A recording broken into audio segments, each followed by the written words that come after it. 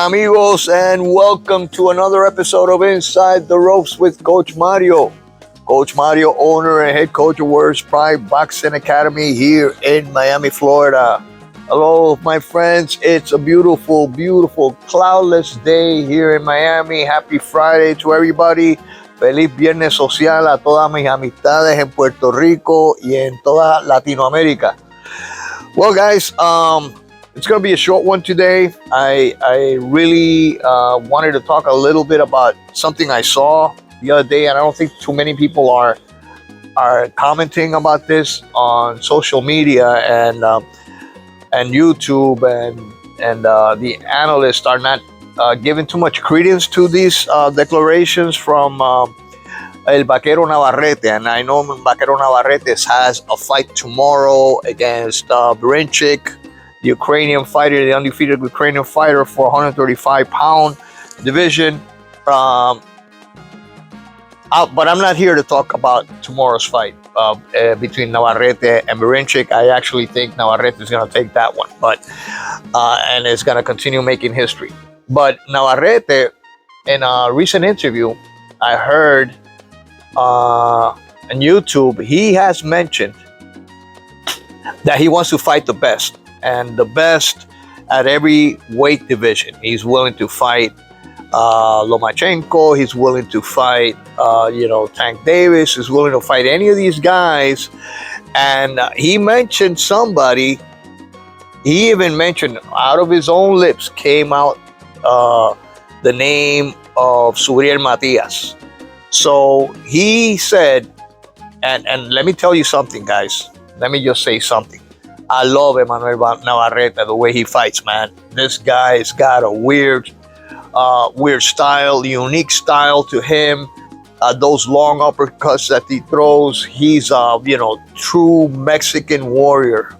And I just love the way he fights, man. It's a unique way of fighting. This guy has been knocked down, has been hurt, gets up, and finishes his opponents. I truly believe that he doesn't have the same power at 135 that he had at the lower weight classes where he reigned supreme. But at 140 against Suriel Matias, this would be something very interesting. A fight that I don't think that he should take, to be honest with you. I think even though Manuel Navarrete is such a great fighter and is one of my favorite fighters of this era, I just love to see him fight every time he fights. Actually, I'm going to be watching his fight tomorrow. And although there's got that Usyk versus Fury fight, I'll be switching from one channel to the next. But I'm definitely going to watch Navarrete fight because he's a very exciting fighter to watch. He is, throws a lot of punches. This guy's got that style, and I really hope he wins tomorrow. But one of the things that surprised me was mentioning Suriel Matias, and Navarrete wanted to capture another weight title, or another division title at a higher weight class, welterweights. A fight against Suriel Matias would be, no doubt, a barn burner. It would be a fight that everybody would love to see. I myself would love to see that fight. But in all honesty, I don't know how realistic that fight would be. I'm thinking that that's more like something that Navarrete has on his wish list. But he did say if any of these guys, their management team, offer him, and he mentioned Lomachenko, he mentioned, Tank Davis, he mentioned Shakur Stevenson, and then he mentioned Suriel Matias, even Pitbull Cruz. He's willing to fight any of these guys. He says, whoever offers me an opportunity for that championship, I will fight him after Berinchik. So that is quite a statement from Emmanuel Navarrete. This guy's not afraid of anybody. I mean, this guy's a true Mexican warrior. He is not a Canelo type of fighter that picks and chooses who his next opponent is. Smaller fighters Now Canelo trying to fight Terrence Crawford. He's like 3 divisions lighter than his weight class, and these are things that that have some of the real hardcore, knowledgeable boxing fans up in arms when they see the continuous ducking and the protection from some of these organizations of the Canelo Alvarez. All right, protecting Canelo Alvarez of getting away with everything he wants. All right, and it's more of an entertainment type of business now. It's not as much of a sport like it used to be years ago. Now it's all about entertainment. It's all about money. It's all about who brings more seats, more butts to the seats. Who is the fighter that can attract more people? And it's not so much about talent. It's not so much about the best fighting the best. And that's what's going on with modern boxing. It's a diluted a sport. It's like WWF married boxing, and they had that little child, and that's what modern boxing is right now. It's a damn mutant. All right, you don't know if you're watching boxing or you're watching WWE. You got the Jake Pauls, now the Mike Tyson fighting Jake Paul, all these other stuff. It's become a circus show, and all the purists boxing fans want to see are the best fighting the best. We don't care about the show. We don't care about all these, shenanigans, things that are happening right now. Even, Turkey Al-Rashid is trying to bring some of these fights to Saudi Arabia. And we're talking about, Terrence Crawford against Canelo Alvarez. Come on, guys. That's not the best fighting the best. Oh, yeah, he's the best at 147. Crawford is. But Canelo's not the best at 168. He has to prove that. He has to fight Benavidez. So, again, it's a circus show. It's what brings the fans, the casual fans, to the seats. It's what's gonna sell. But it's not really boxing, in my opinion. All right? Now, Navarrete saying what he's saying right now shows you he's got that old school mentality. He does want to fight the best. He does want to challenge himself. And fighting Subriel Matias would be a real big challenge, my friends. Real big challenge. But anyway, I just think that Matias after Paro has a lot of possibilities.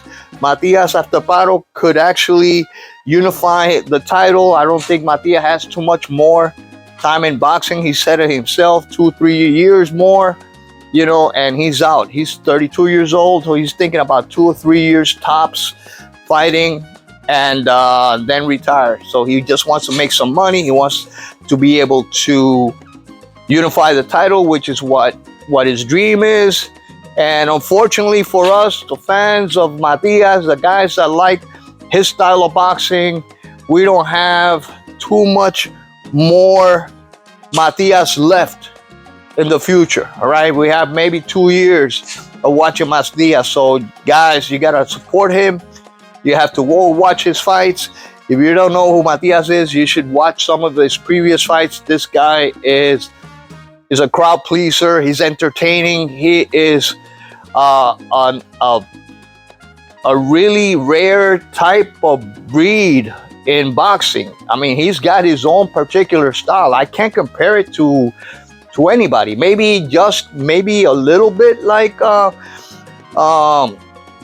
Better BF. He reminds me a little bit about Better BF, but that's it. I mean, this guy's got a particular style that is entertaining, and everybody that likes boxing, all these purists, would really enjoy watching his fights. All right, just imagine Matias at fighting for another organization that's not the IBF, all right, which has that rehydration clause. Just imagine that. Just imagine Matias, who is a beast, a monster nowadays, fighting at no more than 150 pounds, not allowed to fight more than 150 pounds a day of the fight, if he would fight for unification title against some of these other guys like, Devin Haney or Pitbull Cruz or even Teofimo Lopez next year. Imagine Suriel Matias going up and fighting one of these guys at 160 pounds. You imagine how dangerous this guy would be? So that is something that you guys got to think about, is actually, have we seen the best of Matias? Is that the best Matias we have seen at a limited, dehydrated Suriel Matias, who's already 32 years old, trying to make 140 pounds. He's fought at 140 pounds for 12 years. Do you imagine if he was not fighting for the IBF or fighting for one of these unification titles? The Matias you would see inside the ring would be a monster. A big, muscular individual, huge guy. Anyway, can't wait to see that, guys. But this is all for now. I think this is all for now, guys. I hope you have an excellent Saturday watching the fights. I have Usyk winning by decision. It's a 50-50 fight. I know most of the people think that Fury is going to win this fight based on his size and skill and everything else, man. But I don't know, man. I have never been convinced about Fury. So I'm picking Usyk. He always finds a way of winning. I think he will find a way of beating Tyson Fury this time around. And I think he will prevail at the end on the scorecards. Hopefully we have some good judges scoring this fight. And as far as Navarrete and Berinchik, I have Navarrete winning by stoppage. So it's going to be a great weekend. Enjoy it, guys. But until next time, this is Coach Mario, owner and head coach of Warriors Pride Boxing Academy, saying hasta la vista. Have an excellent weekend. Enjoy the fights. God bless you all, and peace.